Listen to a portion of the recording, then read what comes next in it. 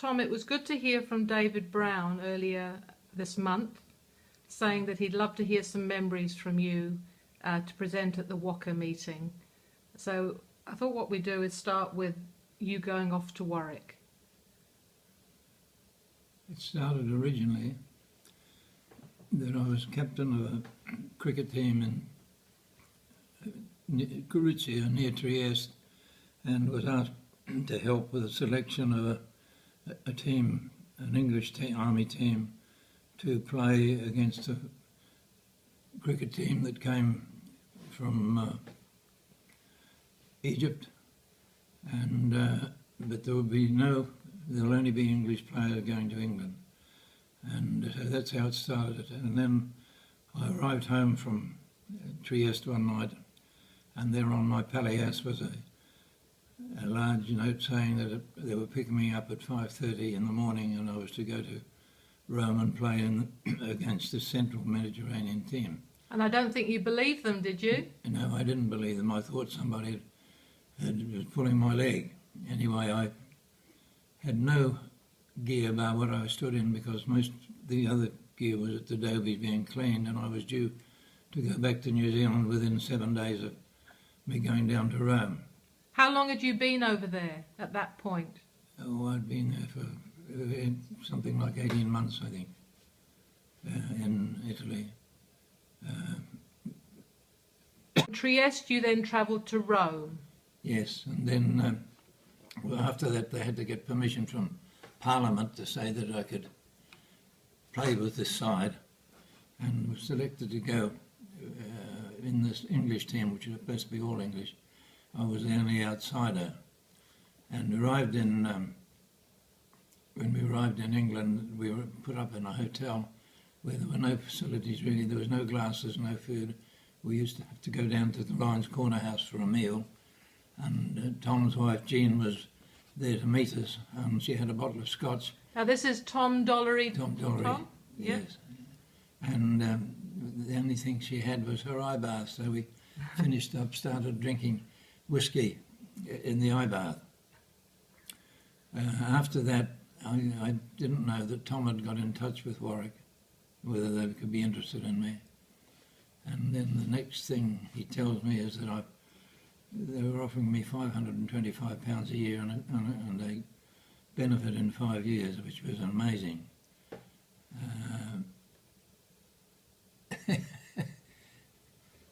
And I had no real roots in New Zealand, and I said, yes, okay, I shall do it. And the next thing is that I'm playing in Lords, and I find two people waiting for me down the step of Lords was playing for the London New Zealand team, and heard General Freiberg had asked me whether I would like to stay and play for their side.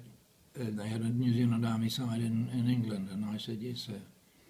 And get down the steps, and I have two people waiting for me, offering me £850 to play league cricket.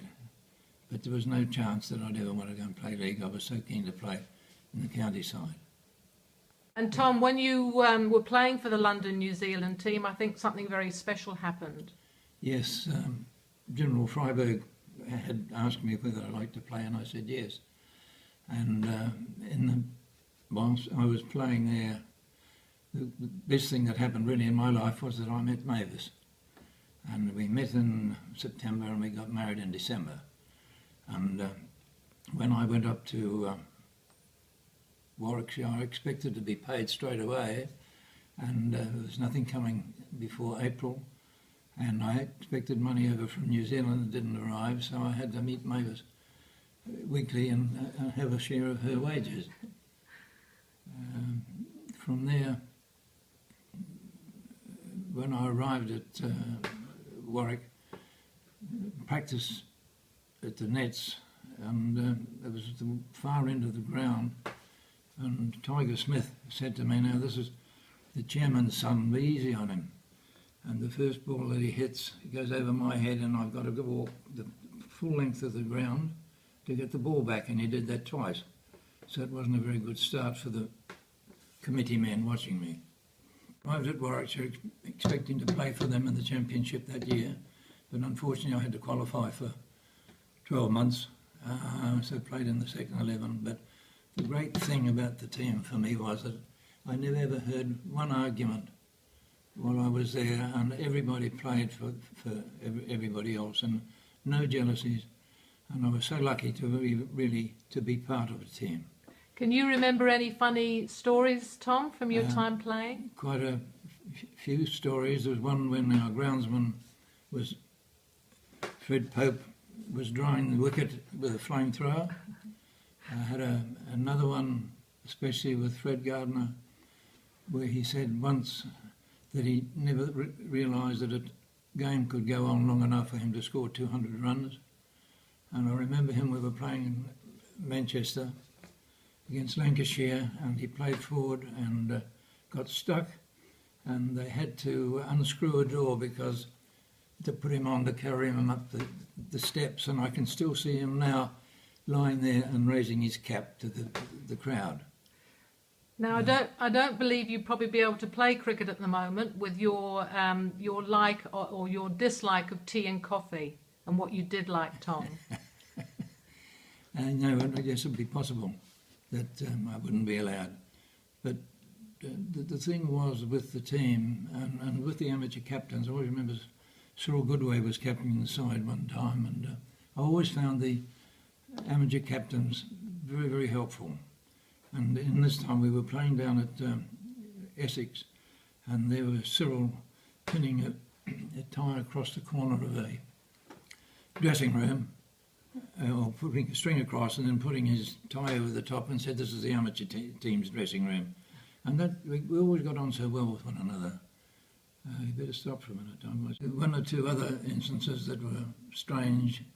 One was that Surrey, when after we'd batted on a wicket with holes in, we went out the following morning and found that they'd patched the wicket, there were no holes, and there was nothing ever mentioned of that for about 11 years.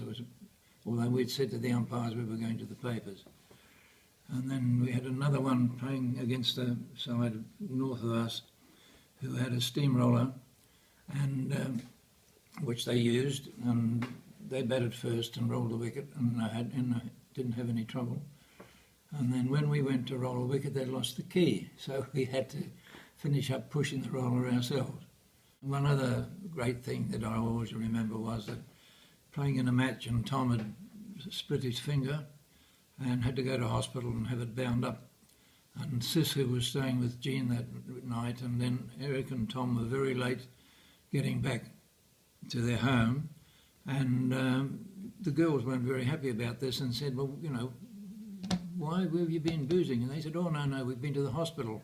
And the only thing was that when Tom lifted his thumb up, he had taken the bandage off and he'd wound the wrong finger up, so that didn't go down very well either.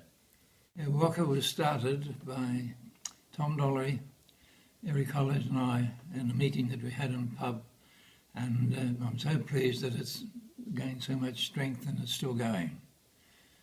And also that with Warwickshire we've still got a New Zealand interest that we've got back over there playing. All the boys knew how interested I was, both in dog racing and in horse racing. And I had one of my biggest scares with a dog when I'd backed it over at Perry Bar, and I just arrived there having changed quickly and gone from playing, and to see my dog being put in back to front.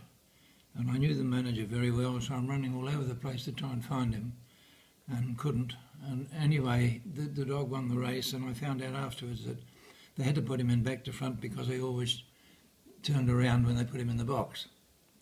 And then I also had an interest in one racehorse over there, but when I came to New Zealand, I've been very fortunate, and then we've had something like 65 or 75 wins with horses, Quality Kingdom winning 13 and winning a couple of big races in Australia.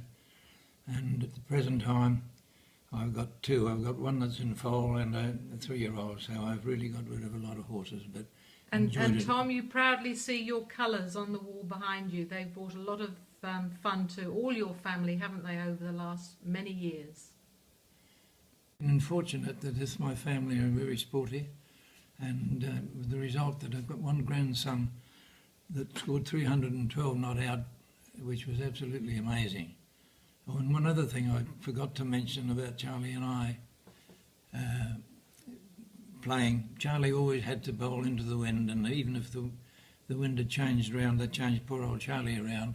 So I always had the wind with me. And then one time in Essex, it was before there were telephones there, we had a meeting that lasted till about 12:30 in the morning with the umpire and Tom, and decided that Charlie and I should open the batting because Ray Smith on the wicket was out there to spin us out in no time at all. So Charlie and I opened the batting and we put on 105, with the result that we had telegrams from Leslie to see whether anybody was ill.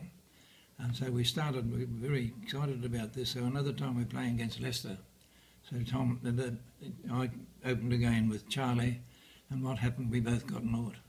So unfortunately, you'll have to blame David Brown for having to listen to me for this time, so much this time. Maybe you'd have to have paid for somebody else to talk for him. And I'd like to say best wishes to everybody and friends that I had over there, especially to Derek Flint and Jack Bannister. And I think that ends it up.